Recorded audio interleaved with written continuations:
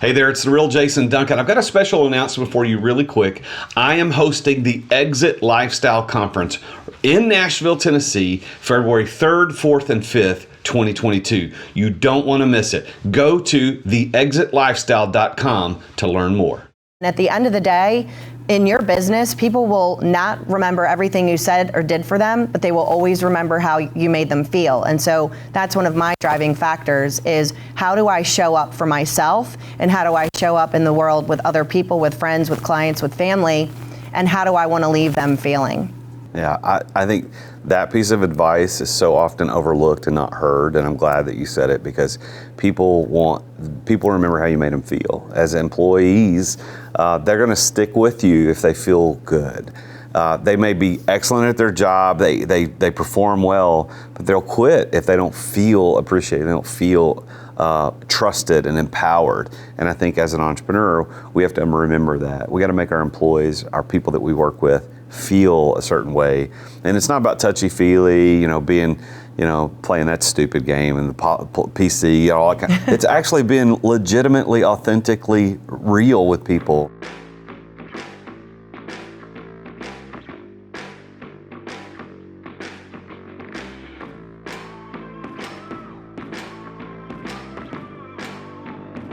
In today's ultra-competitive business world, being a successful entrepreneur or business owner can be very challenging.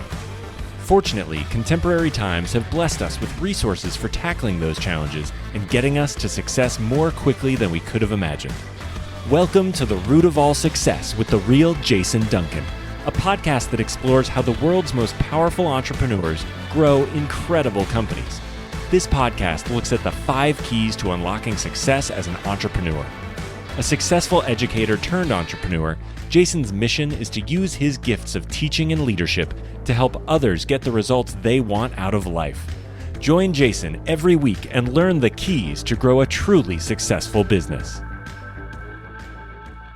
Welcome back to the show. This is the real Jason Duncan. We're in a brand new location today, brand new recording location, and we've been here for like 2 hours trying to figure out how to get this thing set up. So if you're watching on YouTube, I want to say thank you for tuning in. What's funny is we have more views of this show and people are consuming it more on YouTube than anywhere else. So you got to go to YouTube, go to my YouTube channel. You can just search for The Real Jason Duncan, but it's youtube.com/The Real Jason Duncan. You can listen to the show right there. And of course, we're on every podcast player. We're happy to be syndicated through the C-Suite Radio Network.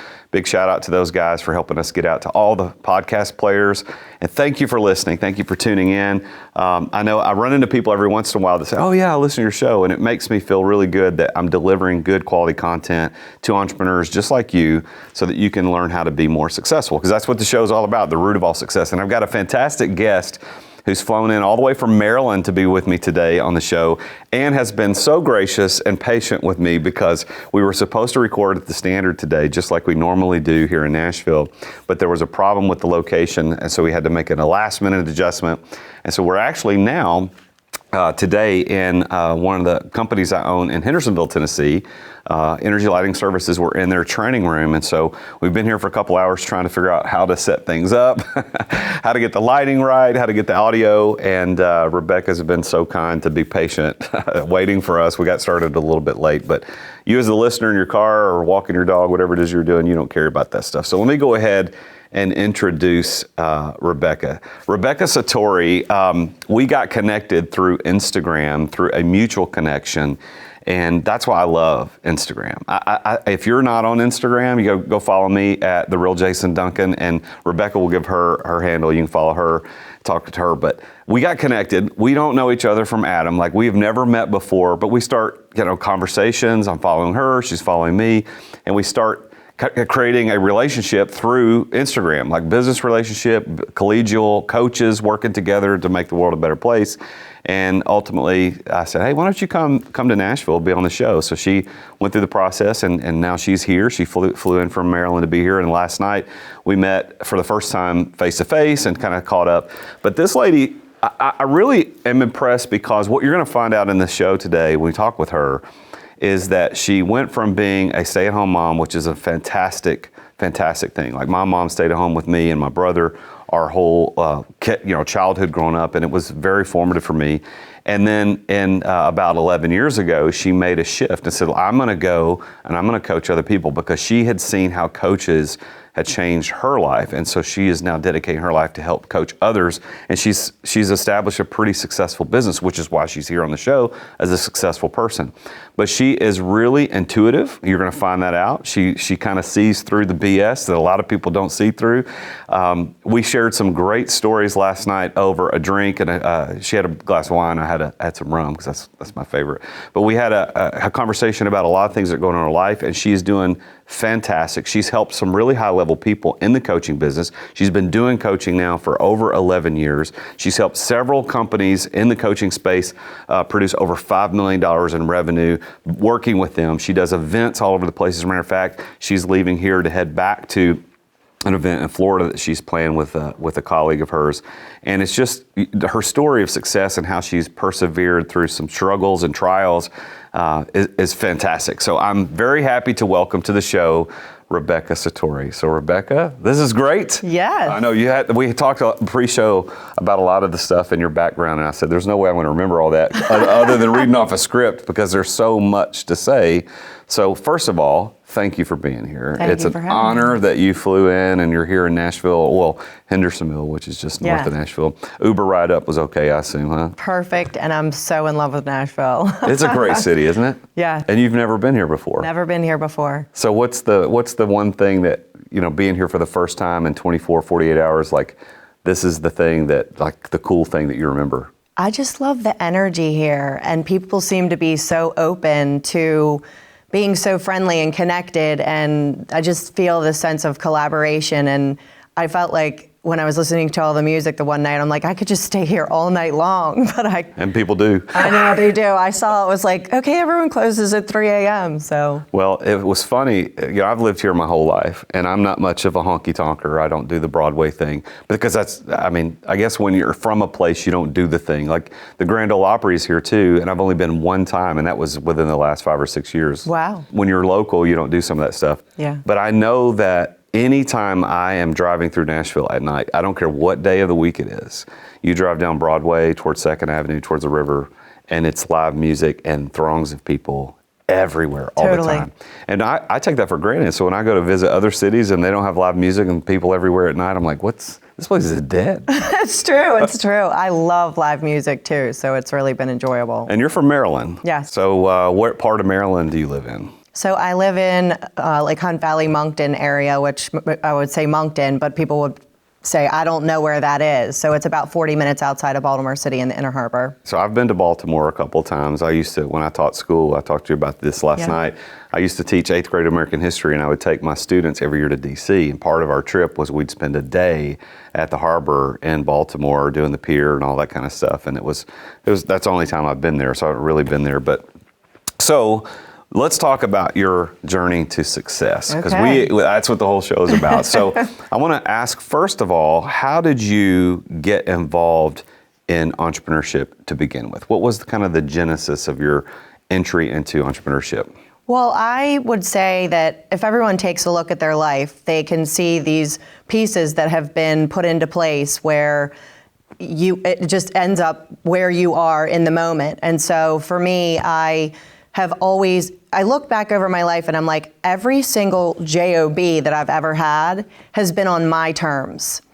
And so my mindset has always probably been in that space. But I went to college, I got a degree in psychology, and then I did marketing for a mortgage company for a while, and then I did sales and Pampered Chef and stuff like that when I was a stay-at-home mom for a time period, and used to do nails and all of that. So I would call that customer service, merging with marketing, merging with sales, merging with an entrepreneurial mindset. And even when my oldest was really young, I went back into the place I did nails knowing I wanted to be a stay-at-home mom, but I could work only on Saturdays. And I said, you have an empty station, I'd like to make you money. Because your mindset has to be in what is it that the other person desires or wants when you're trying to sell something, right? So all of those things kind of came together. And then in 2010, I went to a workshop, and the woman who was a holistic psychotherapist offered to join a program on how to turn your life purpose into a business. And so I decided this is cheaper than a master's degree, and I haven't looked back since. So that was in 2010. Correct. So you went to this, what was it, holistic, what was it? It was a workshop called Inner Bonding, Breath Work, and Joy. So it was more on personal development stuff. But then she did a special voluntary presentation for you to attend. And she's like, I'm a holistic psychotherapist and I have a coaching program for 7 months. I'll teach you how to turn your life purpose into a business. And so by the end of the 7 months, I had sold a VIP day and a first coaching package and, had her mentoring me and kind of going up the ladder, if you will, in the coaching industry. And at that time, I was focused more on personal coaching, like holistic empowerment coach is what I called myself. And my website was called Your Soul Navigator. And then in 2011, at the beginning of the year, I was at a retreat in Sedona, and an events coordinator had come up to me. I'd done a speaking presentation to present to my mastermind group, and she's like, you need to be doing business coaching, which essentially business coaching is personal development in large part too. Yeah.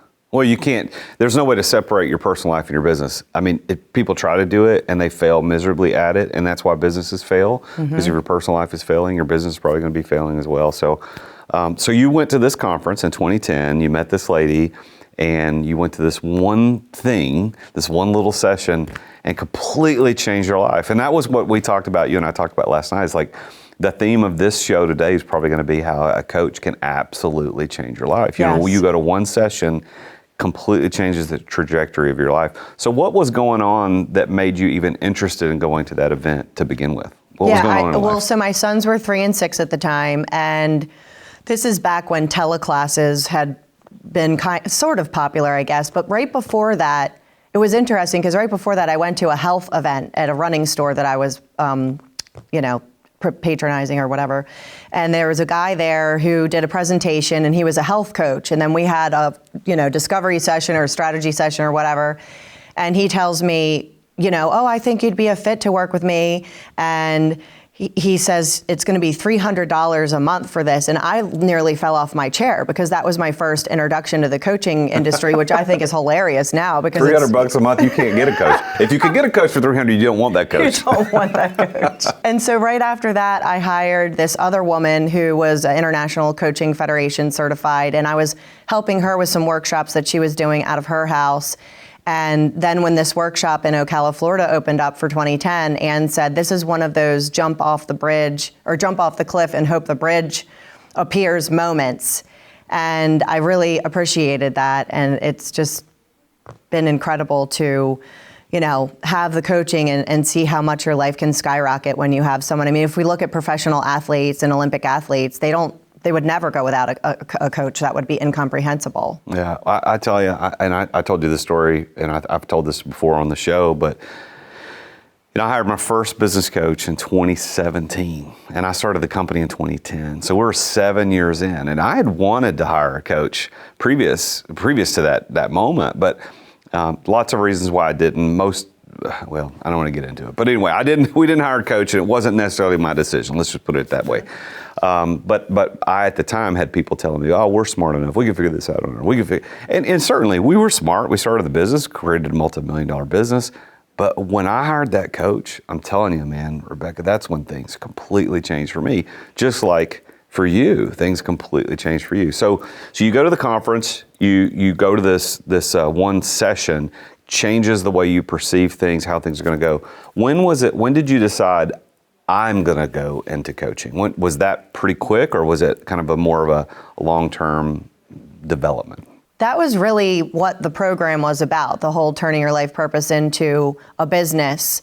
So there were a couple of other people in the program that didn't have a coaching business, but primarily it was coaches. So it was like pretty immediate that it was like, okay, start preparing your signature talk for speaking presentations that you can do to get your name out there, and then creating packages and your signature system. So there were different modules that the woman was teaching on to really help you get the systems and structures in place that would help you be visible to people and then invite them into an opportunity to work with you, and then obviously make your business lucrative. And so, doing things in true Rebecca style, I decided to host a workshop called Leading Visionary Women in October of 2010, I guess. and I hired an events coordinator. I mean, I went all out. And I've had other coaches that said, I cannot believe that you did that, because it's costly to put on a live event and hire an events coordinator. And so leading up to this workshop, I was freaking out because I owed all this money. I had all these food and beverage minimums, and it was open to 30 women, and I had like 8 people signed up. So I was like trying to mitigate costs at this point. And long story short, I did a back of the room, what we call in the coaching industry, a back of the room pitch, like a back end sales offer. And I sold $40,000 in that weekend. With 8 people? With 8 people. So the conference was a success. Yes, it was. Then we had a lot of extra food left over because there were only 8 You're sending people home with doggy bags. Okay, thanks for coming to the conference. Here's a week's worth of food. Here's your party favor. So let me ask you about this. 2 things. Number one, you work a lot with women. It seems like that's kind of where your focus is, a women entrepreneur. So I want to I think there's an interesting storyline that I want to talk about that. But before we get to that part, the conference, the session that you went to was, I will teach you how to take your life's purpose, turn into a business. At that time, did you know what your life purpose was? I had a pretty good idea. I really did. I've always been very intuitive, and I love how the mind works and why people make the choices they make, as opposed to the climates that they're drawn to, or like you and I were talking last night about, I love the beach, and you're not necessarily a beach person. Not a beach person. My wife is. I'm not. Therefore, I go to the beach. Yeah. So we're gonna go have a lavish picnic on the beach one day, me and your wife. And so I think it's just really interesting and fascinating, and I just love meeting new people all the time and learning about them. And that's essentially what I do with business owners, is I intuitively understand and energetically understand, and then of course we are talking as well, what is their operating system? So we each of us as human beings have a unique operating system, which is part of what that program was teaching me, where it's like, well, what is your life's purpose? So most of the business owners that I work with, they already know what their life's purpose is, but then taking that and intersecting it with how their business operates, which is what I call a healthy business ecosystem. And generally there's a mismatch. So they're not in that, what I would call their sales success sweet spot.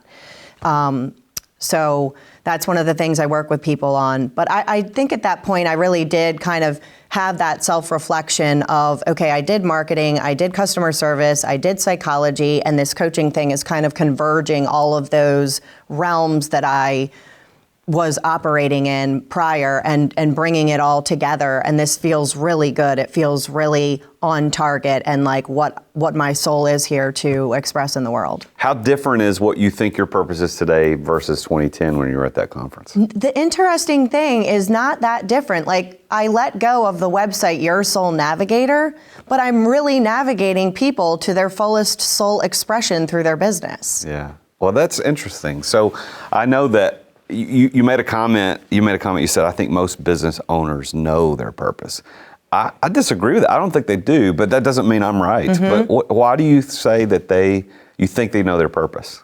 I think everyone intuitively and somewhere knows their purpose. They know, I'm meant to be in customer service, or I'm meant to be the behind the scenes person. I think that's one of the biggest mistakes that I've seen, having run international coaching academies too, is there are people who get into entrepreneurship and they are just not meant to be an entrepreneur. It's like they're trying to be a horse and they're meant to be an alligator or something, you know, and that's a challenge. So it's like, I want something, or I like the glitz and the glamour of what this looks like. Or in the coaching industry, I'm sure you've seen people who are like, oh, make $10,000 in a month, and it's all baloney. And you know, they fall in love with that instead of falling in love with themselves and falling in love with really getting to know themselves on a true deep level. And so I think somewhere to certain degrees, and maybe they don't, but when I work with clients, that's something that I can help uncover even more quickly for them to discover. And because until you know that, you don't know how to, I call it divinely appointing a player team. So you might have a player team doing X, Y, and Z, or you as the business owner might be doing something because, oh, I can just get it done faster, or this person didn't do it right, so I'll just fix the problem instead of fixing the real problem, which is to get the team member doing exactly what they're supposed to be doing, or positioning them differently and finding the right person for the right position in the company. So I do believe everyone does have, if it's not known, it's right under the surface. What do you do to purpose help is. them? Like if you did talk to Bob or Sally, who owns a business, and they've engaged you as a coach, I need you to help me get the business better, and you find out that they are clueless, like they're a ball lost in tall weeds, as we say here in the South. How do you help them figure out their purpose? So delegating is a way, people delegating personally and professionally is a really quick way to spotlight where your unique brilliance is. So an exercise I've had clients do over the years is to identify, well, what are you uniquely brilliant at? So I have all of my clients go throughout their life and in their business asking the question, or just having the question in the back of their mind, who else could be doing this better? Or how could our company do this in an optimized way? And when you do that, generally your unique brilliance is going to be something that only you can do. So that can be uncovered by looking at, well, what really lights me up? So for me, I don't want to have to worry about technical stuff and flyers for events or anything like that. I want someone else to do it for me. So as you know, I've run several apprentice groups of my own. And that helps you really, like, you can almost 100x the results that you're getting because you're bringing in people who fill in your weak spots, if you will. But then where you're not uniquely brilliant at, generally that's not going to be an income producing thing. So you want to match up, well, what is my passion? What is my purpose? What am I uniquely brilliant at? And generally those are the things that are going to bring the greatest amount of financial abundance. And then you appoint other people, whether it's apprentices, team, employees, subcontractors, whatever, to do those things that you don't like. So you have to pay attention to your energy. Right now, I'm like, this is amazing. This is my unique brilliance. I love doing this. I could talk all day. I could teach all day.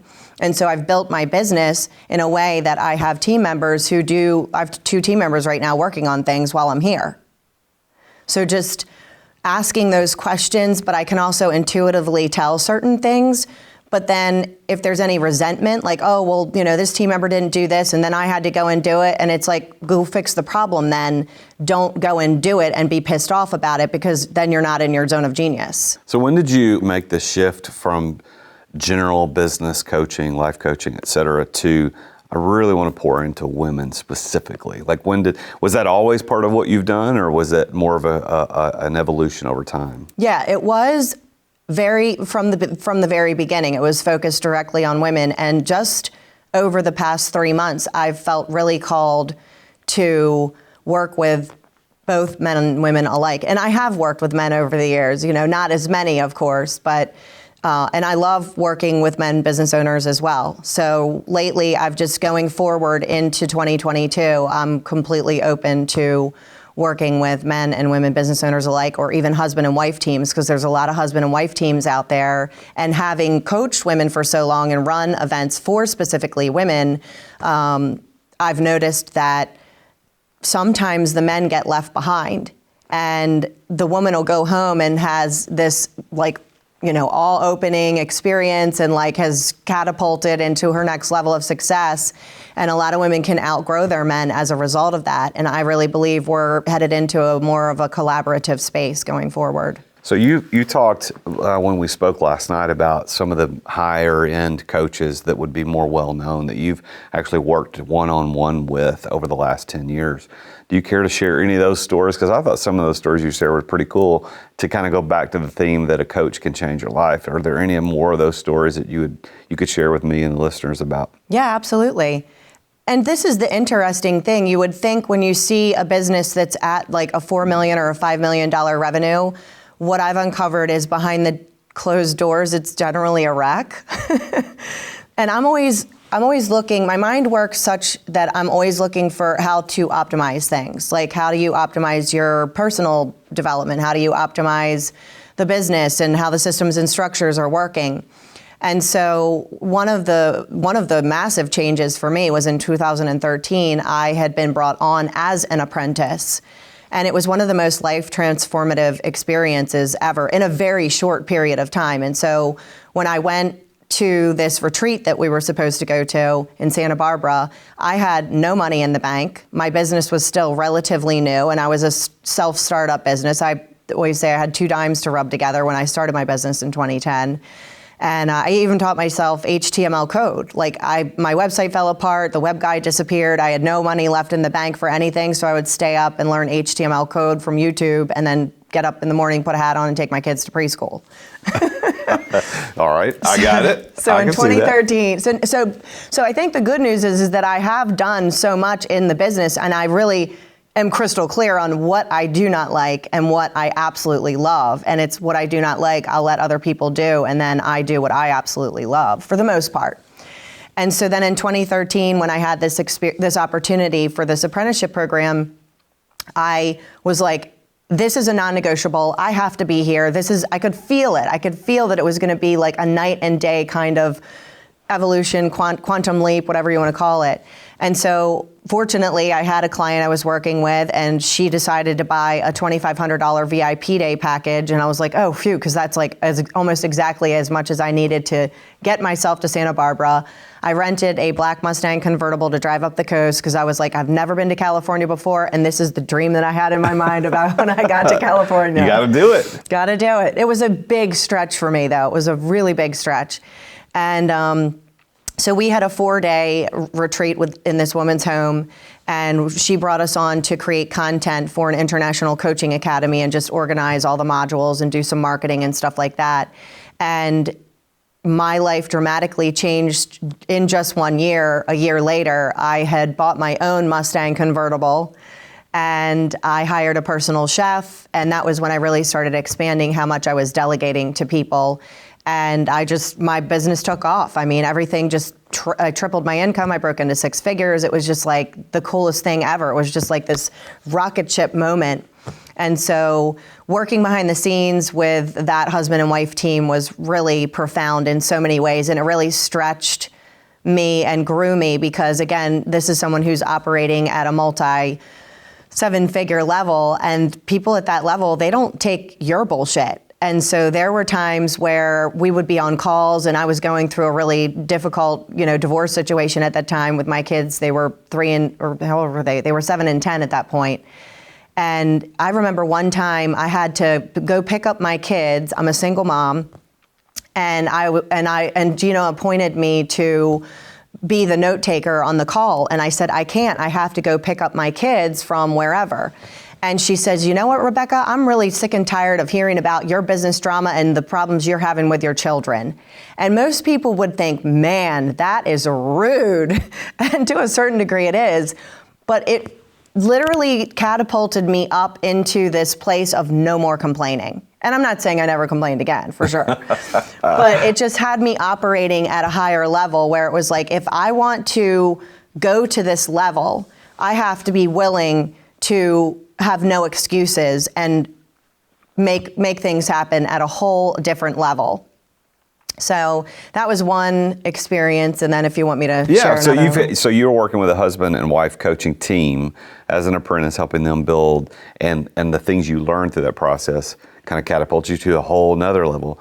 Was there another coach that you can look at and you're like, this person or this experience with a coach took me even to another place? Because I think you were talking about that last night.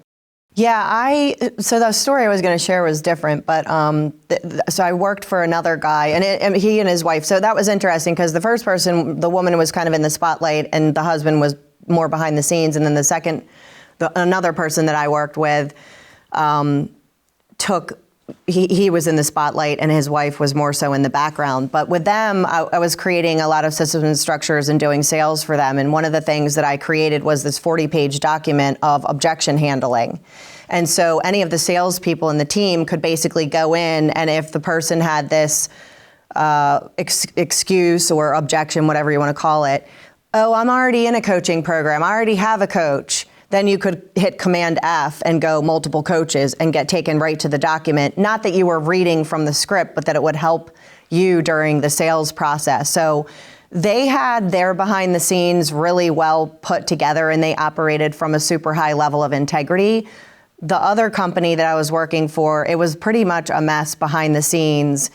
and they weren't operating from the highest level of integrity. So I really did get to see, what do I want and what do I not want? And then just doing sales. So I've also done sales for a lot of different companies too. And then I was telling you about that event in Texas. But I learned from that experience that I will never do sales for someone unless they're receiving sales coaching and sales pitching from me. Because if you don't pitch from the stage the way that you need to, then my world ends up being a mess. Yeah. You've got, in your platform that you teach, you've got 4 pillars of success that you talk about. Could you mind going into those 4 pillars? Yeah, absolutely. So one of them is team, divinely appointed A-player team. And so what I talk about is your healthy business ecosystem. So to me, it's about how is your operating system and how does it intersect? Like, how do you uniquely work? Some people are more methodical. And for me, I'm not. I've struggled with consistency in my business. That's been my biggest challenge, probably, because I'm like, I'm in Nashville, I want to go shopping, or I want to go to Music Row or something like that. And so I have to have that kind of flexibility. But I have other people who do better with this like routine that it's the same every day. I do not operate that way. So there's a guy who wrote a book about ADD and ADHD, and it's interesting because I was reading it, and he talks about you're either the farmer or the hunter. And the hunter is like over here, and then over here, and then over here. The farmer is more methodical, and I'm reading this, and I'm like, this is the entrepreneur. Like, the entrepreneur is the hunter. It's not about ADHD or ADD. It's really about knowing what kind of an entrepreneur you are and then operating from there so that you can intersect that with your business success. So obviously sales is part of your healthy business ecosystem. And a lot of people still struggle with sales. I love sales, and I've always loved sales because to me, all sales is about getting to the truth. It's about the person getting radically honest with themselves about where they are in their business and in their life right now. And then what is it that's not working for them, and how much is it costing them that this stuff isn't working, whatever that stuff might be. And then looking at what is it that they desire and what is that worth to them. And on a sales call or a sales meeting, if you can be radically honest and in integrity with them on that particular navigation where you're really getting to the truth of what is it costing them to be where they are, and what is it worth to them to get to where they want to go. And if your product or service is a match for them, all that is getting to the truth. And you're never out of integrity. You're never the slimy salesperson. So that's the one pillar. The other pillar is the A-player divinely appointed team. So looking at that in your healthy business ecosystem. And some people usually people tend to think that it's a major thing that needs to change in order for them to skyrocket to their next level of success. It's not. It's all these little micro things. So you're just tweaking all these little micro things. The other one is being in integrity, and that's about being in integrity with yourself. And most people don't think about this, but I've found in my many years of coaching all these people all over the globe, is the integrity piece is really about how do you speak to yourself, and what are the stories that you're telling yourself? So if you're chronically judging yourself, criticizing yourself, beating yourself up, making yourself wrong, that's not going to ever be an energetic match for you getting to the next level of success. And a lot of times that's what holds people back. I'd say about 80% of the time it's about being impeccable with your word and honoring yourself and the people around you, regardless of the consequences. So you got team. So you mentioned team, sales, integrity, and what's the 4th pillar? The 4th pillar is your profit margin. Okay, got to make money. Yeah. So success. This show is actually about success, right? The root of all success. So I would be interested to know how you define that term. What does Rebecca Satori? How does she define success? I love this question because it's different for every person. It is. And so one of my taglines is live a rich life from the inside out. And so I believe that your go-to place first is to fill yourself up and have a connection and a relationship with the Creator and loving yourself and constantly looking for places of where can I love myself more so that I am pouring out from the inside with joy and bliss and happiness and going on adventures and experiences is something that really fills me up too. So looking at, well, what really fills me up? And then I can pour out to the people around me, and having successful relationships, having successful communication, and having the kind of money in the bank that allows me to have the freedom to do what I want, just like you do. So with that as a definition, are you a successful person? I certainly am. Well, I love to dig into that, and you're right, you're so right, because every time I have somebody sitting across the chair from me on this show or Zoom, if I do them on Zoom, I ask the same question, what's your definition of success? And every one of them are different. They're all themed about the same because they're successful people all look in the same direction. What's interesting to me is that in all of my interviews over the years, whether formally through the podcast or otherwise, when I ask very successful people about how they got there, I find that there are these 5 things, these keys that they use to unlock success. And it's the same for everybody. It's really weird how it shows up every single time. So I want to run through those kind of as we continue our conversation, and I want to go through them one at a time and ask how you think this key unlocks success for you. The first is passion. You've already used that word a couple of times in our conversation today. And so there's 2 sides of passion though. There's the emotional side of passion. You love it. You like it. It's energetic. It's life-giving. But the other side of passion is mental. It's I'm willing to endure. That's actually what the word passion means, is willing to endure. So have you seen, or how have you seen your passion play into your success? And maybe the success of other people? Yeah, absolutely.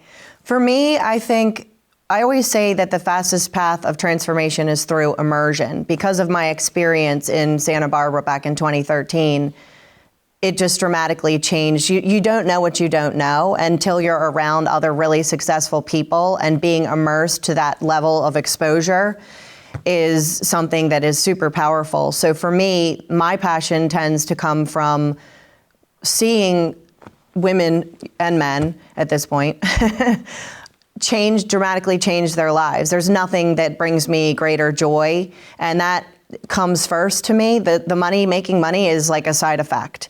And so watching someone dramatically change their life and living according to what I would call their divine nature, which is joy and bliss and happiness and fulfillment, and pouring out into other people's lives through their unique purpose, there's nothing that brings me greater joy. I love that. Well, the next 2 keys that I talk about kind of go together. So I'll talk about them at the same time. And one is right place, right time. And another one's knowing the right people.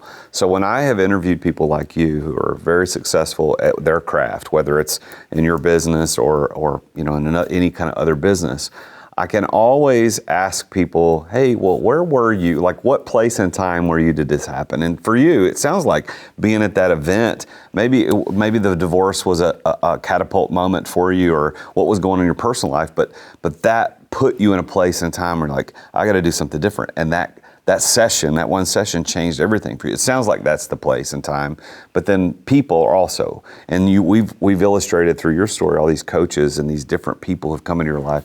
So that's the way I see your story, but how do you see right place, right time, and right people contributing to your success? Yeah, absolutely. That was definitely a life-changing point in my journey.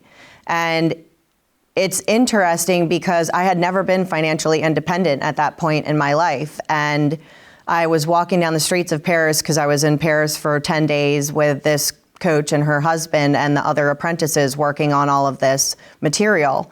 And I had to turn my GPS on to find my hotel back from her apartment. And I got a text from my ex-husband at the time, and he says, I'm moving out on such and such date. And it was like a gut punch to me, because I was like, oh my gosh, this is really real. And I had a coming to God moment where I was like, hey, God, here's the deal. I'm not moving my kids out of the house they grew up in, and I need at least $10,000 a month coming in every single month. And I was really terrified, really and truly. And so I talk about conviction a lot. And sometimes as an entrepreneur, you have to harness artificial conviction because you don't have this moment. You don't have a oh, holy crap moment like I had when I was in Paris then. But that energy and that conviction harnessed me forward in that way. And so right place, right time, I think you manifest those too, and that you have these divine appointments. And so I believe in soul contracts too. So I believe that people come in and out of your lives at certain reasons and certain seasons to help evolve your soul in life. And so I think everything and everyone is right person, right time, but you can kind of drive the boat or change the rudder, if you will, the direction by setting an intention. So setting an intention for really getting outside of your comfort zone, because that's where all growth happens. Yeah. Well, and I think what you pointed out there is so true, because I know a lot of times when I talk with people who have the mentality of scarcity or victim mentality, or they envy in a negative way, whatever they decide rich people or successful people. Well, they were just lucky. Oh, well, hold on a second. Luck certainly plays a part. I get it. There are things that happen we had no control over, and we happen to be right place, right time. However, what I found, and I think you illustrate this better than anybody else, is that you put yourself. You got on the airplane. You flew to Santa Barbara. You rented that car. You went to that place. You did this. You put yourself in these places to meet. You didn't just stay in your house as a stay-at-home mom and stay in the kitchen and oh, I'm waiting for success to show up. I'm going to wait for the lucky people to hit me over the head with a lucky stick. No, success isn't about being lucky. Success is about making your own luck, because I find the harder you work, the luckier you get. You agree with that? I do agree with that. I don't know about the luck part. I think I see it as blessings. I don't know. That word is always just to me, it means something different than I think maybe what you're saying it as. But it's that's the whole staying at home and waiting for success to fall into your lap. And so, I think we're in a time in entrepreneurship right now where I've been talking a lot about your ROV, and it's called radical responsibility, outrageous ownership, and volunteers, not victims. Whoa, that's a lot. Yes. So break that down. Well, my life dramatically changed, talking about also right time, right place, right people. It's not just the people that come in to your life as a mentor or a coach or somebody that's oh yeah, you feel good. It's a lot of times what I would call a noble adversary. And for me, my ex-husband was a noble adversary, and we went through some very, very challenging times in our marriage. And we had a huge blow up in 2008 or 2007 when my sons were 4 and 1. And I, growing up, played the role of the victim a lot because my sister was bulimic. And it was that's how I was able to get my parents' attention. And so I was able to examine that and through self-reflection. And so when this situation happened with my ex-husband in 2007, I was he did this and he did that. And, I was still playing the chronic role of the victim. And I heard a voice say, what was it that he did to you that was so horrible? And I'm an adopted person, so of course I have the wounds of betrayal, abandonment, and rejection growing up. And of course those things came up. And then I heard a voice say to me, where are you abandoning and rejecting yourself? And so the next couple of years was really intense work on me being there for myself and not rejecting myself, betraying myself, or abandoning myself, and not playing the role of the victim anymore to get something, because that's a form of manipulation. Wow. Isn't that weird, though, that the victim mentality strikes so many people and they use it to manipulate themselves into worse situations? Totally. It's so, I don't understand how we can go through what we've gone through in this world over the last 2 years, 18 months, and people come out victors and some people come out victims. And I think it's mainly mindset. It's what are you going to do? You had a choice. I mean, you're going through a terrible relationship issue with your husband, your ex-husband, and you're having to make a decision. You weren't financially independent. And a lot of wives, stay-at-home moms, find themselves in that position, good or bad. And then if things change, they've got to make a decision. Yeah. Am I the victim of my circumstance, or am I going to be a victor? Am I going to go for it? And I think that's where right place, right time, putting yourself in places where you can meet the right people. Now, let me talk about the last 2 keys is preparation and plan. So the reason I think these show up in everybody's stories is because it is not likely, if not impossible, to be successful at something you are prepared for. For example, The people who are successful in the biochemical engineering space were prepared for that because they know stuff I don't know. The people who are successful in developing electric cars, like Elon Musk or whatever, they were prepared for that. You, me, we couldn't do that. Now, I don't want to assume too much, but I'm going to make the assumption you and I couldn't do that. So preparation is that thing. You have to have the know-how to pull it off. The second and the fifth key is plan, like the ability to get the financial resources to be successful. So how did preparation and plan play into Rebecca's story of success? I'm smiling because I have a... Yeah, you got to watch this. You got to go to YouTube. You got to watch this.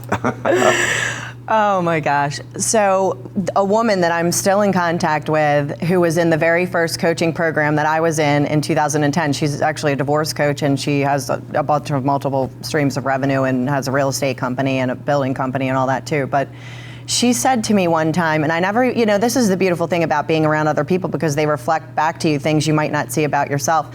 And she says to me, she goes, Rebecca, you are the only person I've ever met in my entire life who does not have a plan B. And I never even thought of that before. So I think when you set out for an outcome, that yes, you have to be flexible, otherwise life will teach you very quickly. But I have a vision and I go for it.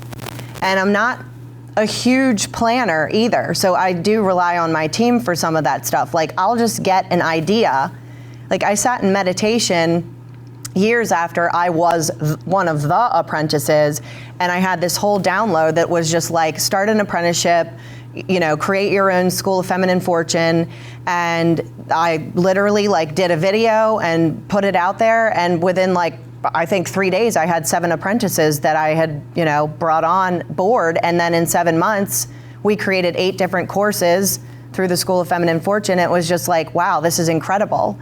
So I don't really I sit down and map things out, or I'll do VIP intensives with my coaches too, to kind of get a general idea of where are things going next. Mm-hmm. But a lot of times when I take the time to plan like that, it doesn't end up working out. I was going to launch an apprenticeship this fall, and then other things happened, and now I'm going in a different direction, and I've got a bunch of upcoming live events that are happening. So it's all still good things, but the planning is not the, I have a general idea, but meticulously planning it out and doing a business plan, that's not inspiring to me. What's funny is that out of the people that I've interviewed on the show and also casually off the show about their level of success and how they got there, plan always plays into it from a financial standpoint. There was a plan to have the finances to support whatever it was you're going to do.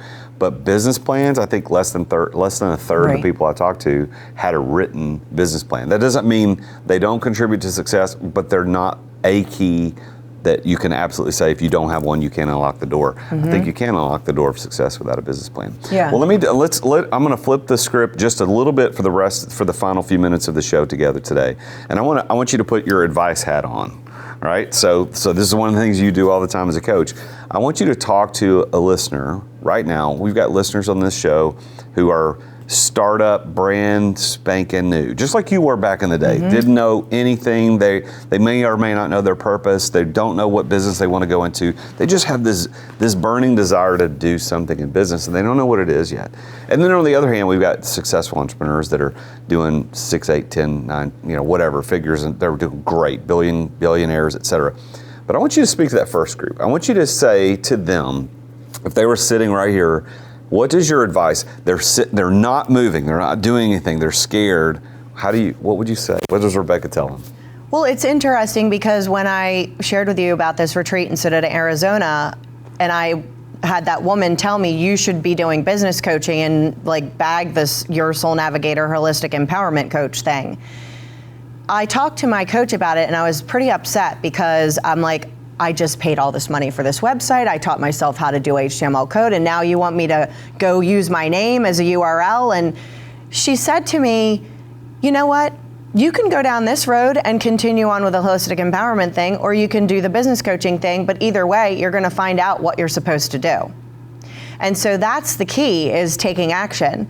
So if you have an idea of, maybe this is the right direction for me, maybe this is the right direction for me, but you're in procrastination and you're not taking action, you're never going to get the answers. overanalyzing or psychoanalyzing or, hyperanalyzing, whatever you want to call it, is never going to get you any answers whatsoever. So you just have to take a step in whatever direction and take action, and then you'll have the next answer. And a lot of times I think people in the beginning, they want to have the whole lay of the land. And that is not how entrepreneurship works. It's all about the puzzle pieces. It's all about moving them around, being flexible like we did today. Yes. And just enjoying that. That's part of the ride that I love, because you could never plan that. And it makes it that much more exciting to be like, okay, I tried this, it didn't work out. It doesn't mean I'm not a failure. It means I was shown that that's not the path for me. And so also along that journey, having self-love and self-forgiveness, not seeing things as a failure, I don't actually believe in failure. I only believe in feedback. Failure is feedback. Feedback is not failure. Because you can either learn and move forward, or you can stop. I think what I tell people is failure is a stop along the journey to success. It is not, you don't quit. Failure is just a spot on the journey, and you got to get to success. What else would you say, just final parting comments, words of advice, et cetera, to entrepreneurs who want to be successful? I really believe, and I've seen within my own life and also within a lot of my clients' lives, is it really does come down to your relationship with yourself. One of the greatest compliments I've ever received was a seven-figure entrepreneur that I work with in the Baltimore area, that she runs like all the marketing for all the different liquor companies in DC, Virginia, and Maryland. And her husband contacted me. I still get shivers when I tell this. Her husband contacted me and he said, Rebecca, I wanted to let you know that your work with my wife has a presence in our home. And so just looking at how the effect of my work with his wife was affecting their family for the better was such a beautiful compliment. But it really does begin, and I'm using that as an example because I can see the difference of how she was when we first started working together. Couldn't leave her phone, didn't have any time to herself, felt like, she couldn't do anything. And that's not why you become an entrepreneur. You become an entrepreneur to have more freedom. And then witnessing how that evolved for her very quickly to taking one day off a week and being totally unplugged. And so again, it really comes down to that relationship that you have with yourself. But if you think about what does that mean? Well, it means how well are you taking care of yourself? Would you treat your children the way that you treat yourself? And that energy and that foundation will literally reverberate into every other area of your life, because if you can't treat yourself excellently, how are you going to treat your team members? And then they're going to be left feeling like crap. And at the end of the day, in your business, people will not remember everything you said or did for them, but they will always remember how you made them feel. And so that's one of my driving factors, is how do I show up for myself, and how do I show up in the world with other people, with friends, with clients, with family, and how do I want to leave them feeling? Yeah, I think that piece of advice is so often overlooked and not heard, and I'm glad that you said it, because people remember how you made them feel. As employees, they're going to stick with you if they feel good. They may be excellent at their job, they perform well, but they'll quit if they don't feel appreciated, they don't feel trusted and empowered. And I think as an entrepreneur, we have to remember that. We got to make our employees, our people that we work with, feel a certain way.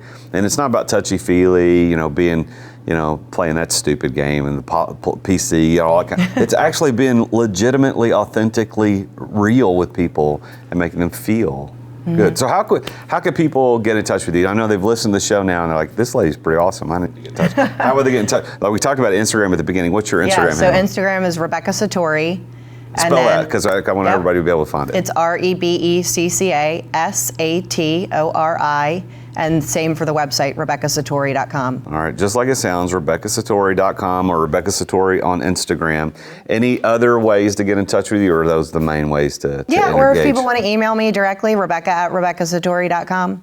Well, I'm really glad that you're here. It's been a pleasure meeting you and getting to talk with you. Not only just last night over, when we had a couple drinks, just talking about being here in Nashville, you enjoying the city for the first time, but it's really an honor to sit across from you and see somebody who made big strides towards success on her own. Put yourself in the right place, right time. So thank you for being here. It's Thank been you a for pleasure. having me. Well, everybody, I love having these conversations with people like Rebecca. Everybody who sits in that chair that I talk to about success, there's always a different flavor of the story. And so her story, she talks about how that she made decisions to put herself in places that eventually led to that success. And one of the things we talked about early in the show is we talked about purpose. That first coach that changed her life was, hey, I'm going to teach you how to take your purpose and make it a business. And are you living in your purpose? Are you doing, as an entrepreneur, what you were put on this earth to do? And if not, you need to work towards that. And that's actually one of the things that I do every single day with my clients and my coaching platform, is that I coach people how to exit their businesses without exiting, without selling them to a third party. And you may say, well, Jason, what does that have to do with purpose? Here's what has to do with it, is that you didn't start your business to work 70 hours a week doing that thing. You started your business to provide you a freedom and control over your time, money, and energy to do what you wanted to do. I mean, if you just wanted to work a lot, just go get a job and forget the stress and the debt and all the other things and the taxes that come with owning a business. But you started a business because you wanted something greater than that. And that's why I started the Exit Accelerator. It's a group coaching cohort live with me, goes over 90 days. We meet 8 times, and I limit it only to 12 entrepreneurs at a time. So you really get a lot of one-on-one time with me in that experience. If you want to know more, go to exitwithoutexiting.com. That's exitwithoutexiting.com. You can read all about it. Well, thank you for tuning in on this episode of The Root of All Success. It's been an honor to have Rebecca Satori here with us today. And I thank you for listening. Thank you for subscribing. Thank you for leaving a 5-star review. You may or may not know this, but those reviews actually help us in more ways than just saying, oh, look, I got another 5-star review. It actually helps get our show higher in the rankings so that other people like you can get access to it who may or may not have known about it ahead of time. So please go subscribe, leave a 5-star review, and also, like I said, is make sure you look us up on YouTube at youtube.com/TheRealJasonDuncan. So I am The Real Jason Duncan, and Jesus is King. I'll see you next time. Thank you for listening to another edition of The Root of All Success with the real Jason Duncan. If you've enjoyed this week's episode, we invite you to visit therootofallsuccess.com to access the show notes and other helpful resources. Take charge of your business. Grow it from great to incredible. Join us again next time here on The Root of All Success.